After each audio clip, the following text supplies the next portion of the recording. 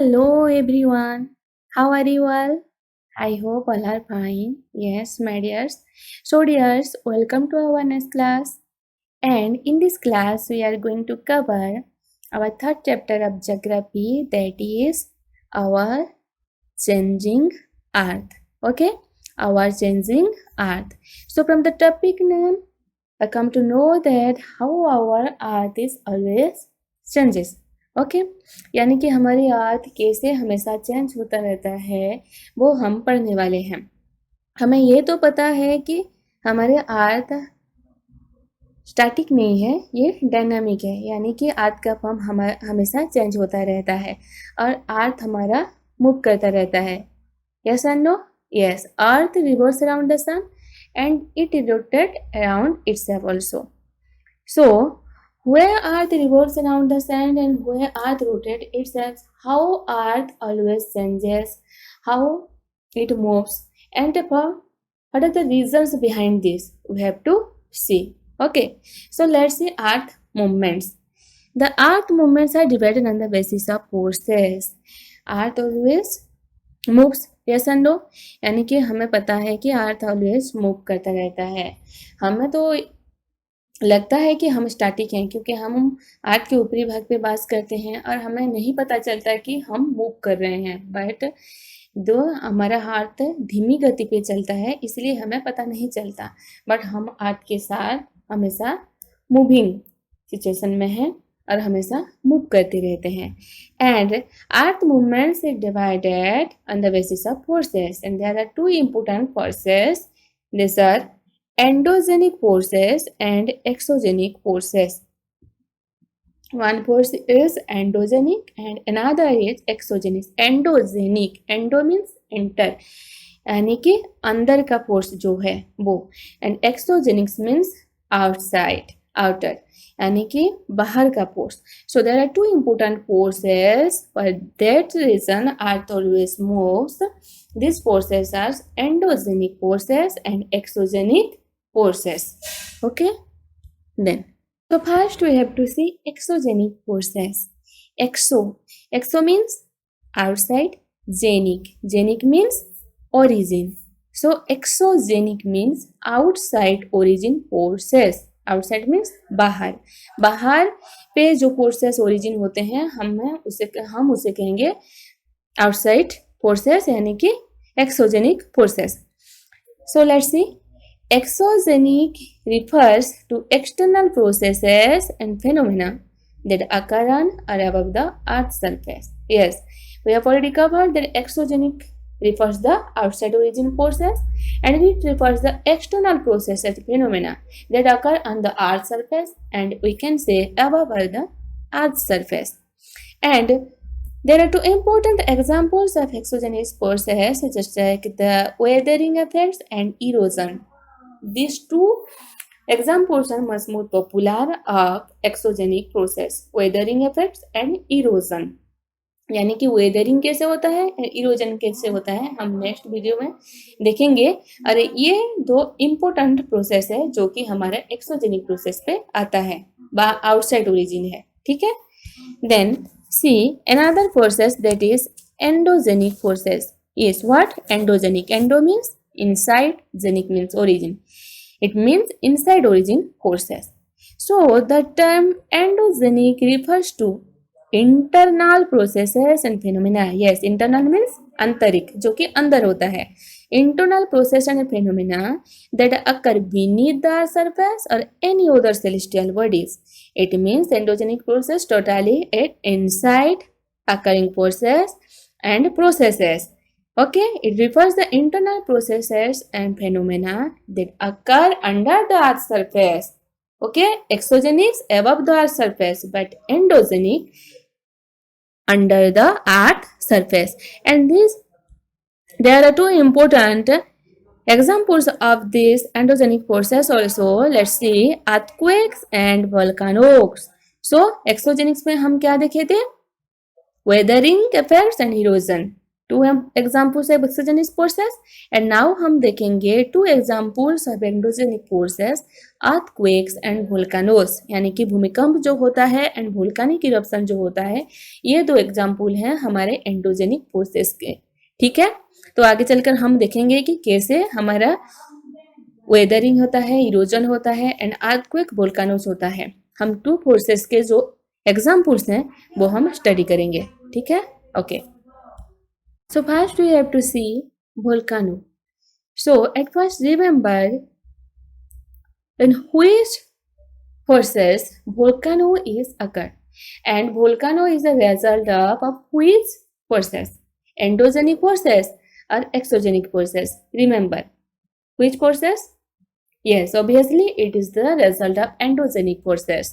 Endo means inside origin forces, यानी कि volcanic art के हमारे कहाँ से, अंदर से आता है, बाहर से तो नहीं होता ना, अंदर से आता है, इसलिए ये हमारा इनसाइड ओरिजिन फोर्सेस में जाएगा, एंडोजेनिक फोर्सेस में।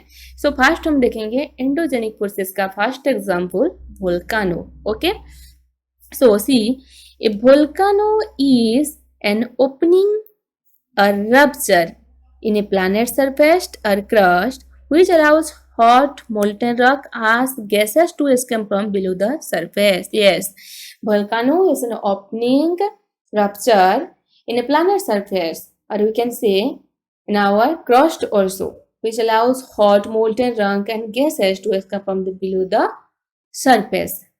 यानी कि वोल्केनिक इरप्शन एक ऐसी घटना है जो कि हमारे अर्थ के अंदर से आता है, उसके साथ बहुत सारी गैसेस लेके आता है, मोल्टेन रॉक लेके आता है, इरप्ट होता है बहुत जोर से। ठीक है, have you seen volcanic eruption? No, क्योंकि हमारे यहाँ नहीं होता, बट इटली में और हाँ माउंट फुजियामा जो जापान का है, वहाँ से हमारा वोल्केनिक इरप्शन, वहाँ पे वोल्केनिक इरप्ट होता है। ठीक है, और ये बहुत ही डेंजर होता है, बहुत ही डेंजर सिचुएशन है।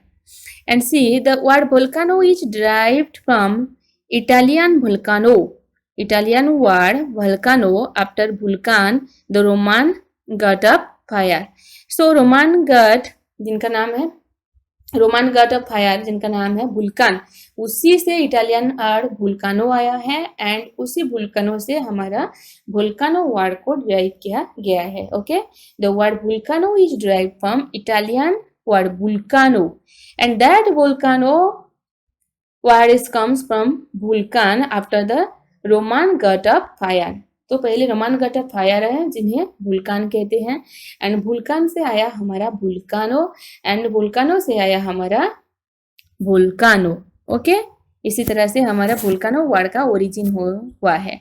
So let's see the picture of volcano. This is the picture of volcano, look it is the beautiful picture but it is very dangerous. Okay, so this is the diagram of volcanic eruptions and you can say volcano. Let's see the diagram. At first see the crust. Okay, so we have already covered the three layers of our earth, that is crust, mantle and core. yes, so पहली layer है हमारा crust, second layer है mental. So mental पे हमारा magma chamber होता है, यानी कि मोल्टेन माग्मा होता है, ये हमने पढ़ा है। ठीक है, तो उसी से ही हमारा वोल्केनिक इरप्शन होता है, क्योंकि मोल्टेन माग्मा से तो ही हमारा माग्मा चैम्बर रहता है, तो माग्मा चैम्बर से ही हमारा वोल्केनिक इरप्ट होता है। देखो ये कैसे आया है हमारा, ये है वोल्केनिक इरप्ट होने का रास्ता जो कि यहाँ से आया है, अरे ये इधर उधर जो चला गया उसे हम कहते हैं वेंट, एंड ये जो होता है सीधे ऊपर जाके हमारा इरप्ट होता है, इसे हम कहेंगे क्राटर। यस, क्राटर कहेंगे। एंड क्राटर मीन्स क्या होता है, उसका मुख होता है जो यहाँ से हमारा लावा या फिर गैस जो होता है, पॉइजनस गैस, ये सब निकलते हैं यहाँ से। ठीक है, and this is the magma chamber, ये है हमारा magma chamber. So this is the diagram of volcanic eruption and it is the volcano, our first example of endogenic forces. Yes, endogenic forces. Then, so my dears, then come to the second example of endogenic forces, that is earthquake. Okay, so now we are going to cover about earthquake. What is earthquake, how it occurs, what is the reason behind this, we have to see. So at first see lithospheric plates. Remember the lithospheric plates. When lithospheric plates move, at that time the surface of the earth vibrates. We have already covered that. Just remember that. And see here also, when the lithospheric plates move, the surface of the earth vibrates. Yes, and the vibrations can travel all around the earth. And these vibrations are called earthquakes.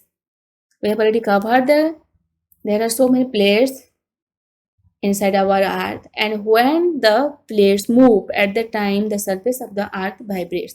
So these plates are called the lithospheric plates. So when the lithospheric plates move, at the time the surface of the earth vibrates, and these vibrations travel all around the earth, and these vibrations also known the earthquake. Okay, these vibrations known as earthquake.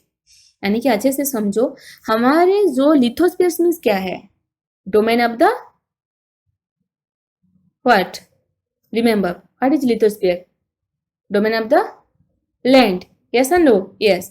So हमारे domain of the land जो है लिथोस्फीयर्स है, वहां पे हम lithospheric plates देखते हैं. बहुत सारे लिथोस्फेरिक प्लेट्स हैं, और ये प्लेट्स क्या करते हैं, हमेशा मूव करते रहते हैं, एक दूसरे से कभी कभी टकराते हैं, जैसे कि फोल्ड माउंटेन हमारा तैयार होता है, हिमालय जैसे है. ठीक है.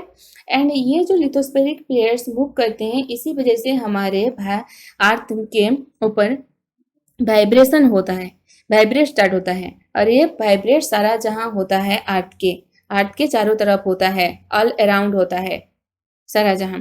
एंड इसी वाइब्रेशंस को हम कहते हैं अर्थक्वेक, भूमिकंप कहते हैं. जब लिथोस्फेरिक प्लेट्स मूव करते हैं, एक दूसरे से टकराते हैं, तब वाइब्रेशन स्टार्ट होता है, एंड उसी वाइब्रेशंस को ही हम अर्थक्वेक कहते हैं. ठीक है, अभी समझ में आया अर्थक्वेक क्या है. देन चलते हैं next. An earthquake also known as a tremor or trembler. Earthquake को हम tremor or trembler भी कह सकते हैं. And it is the result of a sudden release of energy in the earth crust that creates seismic waves. And it is the result of the sudden release of energy, okay, in the earth crust, and it creates seismic waves also. And earthquakes are recorded with a seismometer, also known as seismogram, and through which it is recorded, it is known as the seismometer, and we can say seismograph. यानी कि seismometer and seismograph से हम earthquake को measure कर सकते हैं. This is the picture of earthquake. See how dangerous it is. Very dangerous. Okay, and it is the diagram of earthquake. See, this is the focus point of earthquake. This is the focus point of earthquake. Focus point means this is where the earthquake occurs. It is the origin of the seismic energy. So it is the origin point. Focus means origin point of the earthquake. यहाँ से earthquake start होता है. And after that ये है हमारा जहाँ से earthquake start होता है, सीधे ऊपर जहाँ से निकलता है वो है हमारा एपिक सेंटर, भूमि केंद्र बोलते हैं. यहाँ पे इनसाइड ओरिजिन हुआ, सीधे जाकर जहां से निकलता है इसे कहते हैं epic centre. And after they यहाँ जो गोल गोल घूम के इधर उधर फैलता है उसे हम कहेंगे seismic waves radiate out in all direction, चारों तरफ जो जाता है. एंड ये है हमारा प्लेट बाउंड्री. ओके, ये है हमारा plate boundary. So this is the picture of and diagram of earthquake. Yes, पहले फोकस पॉइंट आया, फोकस पॉइंट के बाद हमारा आता है epicentre, then seismic wave travel करता है चारों तरफ, देन आता है हमारा प्लेट बाउंड्री.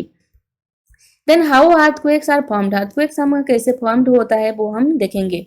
पहले तो हमारा फोकस पॉइंट, ये है हमारा फोकस. तो देखते हैं फोकस मीन्स क्या होता है. फोकस मीन्स होता है the place in the crust where the movement starts is called the focus. तो जहां से हमारा अर्थक्वेक स्टार्ट होता है वो है हमारा फोकस, देख चुके हैं.